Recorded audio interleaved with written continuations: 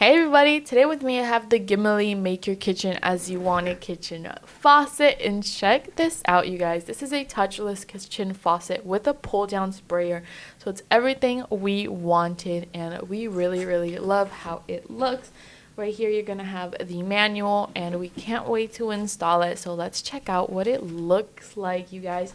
You get all the bits and pieces necessary, which is incredible. It is super affordable and I really like the color that it comes in. Check out this stainless steel look. I really love it, and it's going to fit in with our kitchen perfectly. You get all the wires and the cables and the filtering, of course, and we have to put it all together later on, but my favorite thing is how it has the pull down right here. So as you can see, there's little wires coming out of here and cables, and you can actually pull this down and move it around like so, which is so cool. It's also going to have two types of water, and it is also touchless, so you can turn it on without having to pull this at all, you guys. So I definitely recommend this product. We're going to be showing you how we're going to install it, and I can't wait to see it in our new kitchen.